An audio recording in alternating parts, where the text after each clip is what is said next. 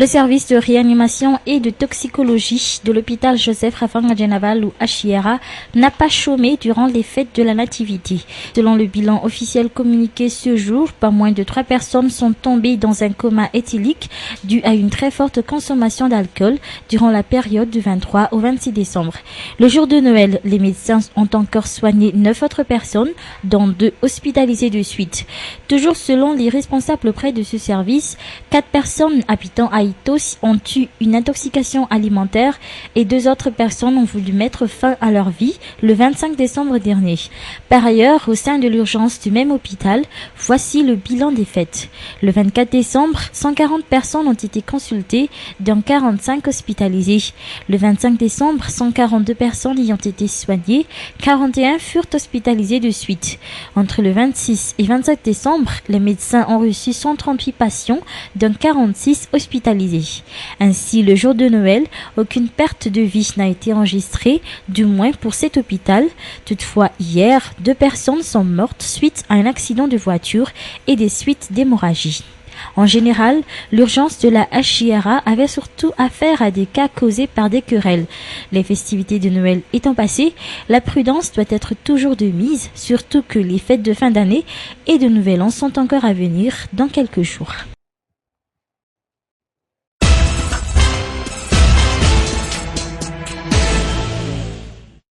La quantité d'ordures dans la capitale qui ont été assainies par le service autonome de maintenance de la ville d'Antananarivo ou SAMVA le 24 et le 25 décembre dernier a doublé de volume. La majorité de ces ordures proviennent des déchets émis par les marchands ambulants de la capitale.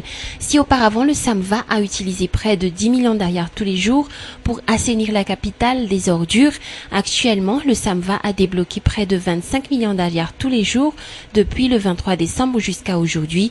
Les responsables auprès du SAMVA ont ainsi amassé une énorme quantité d'ordures du côté d'Analakil et de Beoujik à chaque fin de journée.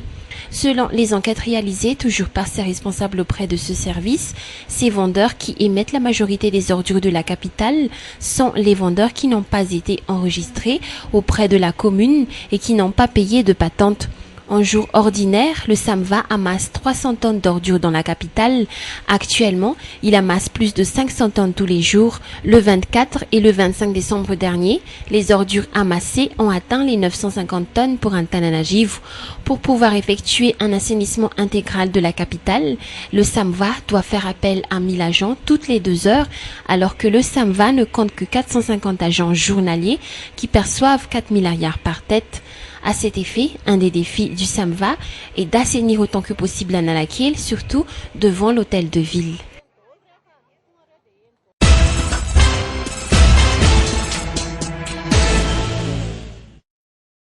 Le site web de Kastitan Jazano GTT, un site proche de l'ancien président en exil en Afrique du Sud, a publié depuis quelques jours 2 enregistrements vidéo d'une durée de 20 minutes chacun. Des enregistrements taxés de pornographiques par le site web. L'église FPVM est mise en cause dans cette affirmation. Si l'on visionne de près la vidéo, on peut voir 2 femmes d'un certain âge s'adonnant à des attouchements sexuels, visiblement au sein d'une église, et aux alentours, quelques personnes les regardent et les obligent à exécuter leur ordre.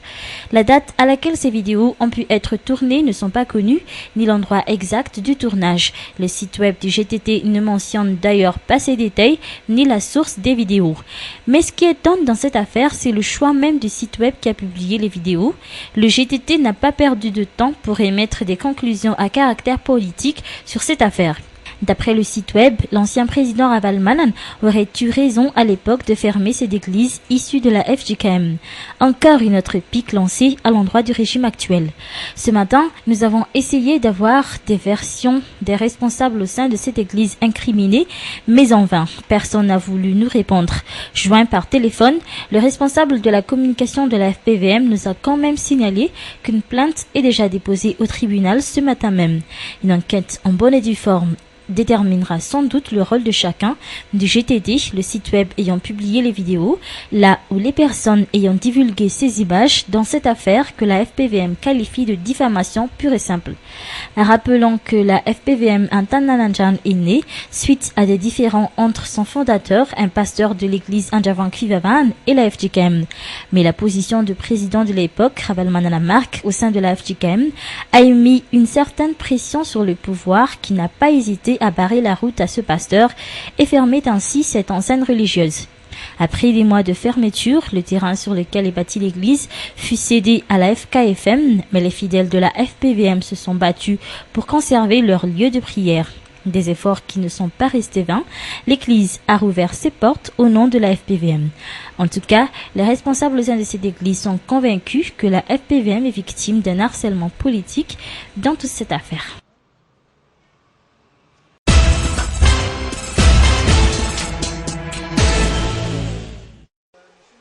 Dans le cadre des préparatifs des festivités de fin d'année, une personne désirant se faire belle la nuit du 31 décembre et qui souhaite se rendre auprès d'un salon d'esthétique de la capitale a besoin d'un budget d'environ 214 000 AGH pour obtenir les soins complets, aussi bien pour le corps que pour le visage. En effet, un soin de visage complet s'élève jusqu'à 75 000 AGH, 75 500 AGH pour les soins capillaires. L'épilation complète des jambes et du maillot, quant à elle, coûte 35 000 AGH. L'épilation des aisselles coûte 10 000 AGH et l'épilation des lèvres et des sourcils s'élève jusqu'à 18 000 AGH. Au total, le soin intégral coûte au moins 214 000 AGH. Toutefois, l'accès à ce genre de soins d'esthétique intégral n'est pas à la portée de tout un chacun et chaque client peut bénéficier de l'un ou de deux de ces soins selon ses possibilités. Outre cela, les responsables au sein des salons d'esthétique de la capitale ont retenu un accroissement du nombre de clients qui se rendent auprès d'experts en esthétique depuis le 23 décembre dernier jusqu'à aujourd'hui, et 25% de la clientèle sont issus de la gente masculine. Les hommes optent pour le soin du visage complet ou d'un massage relaxant.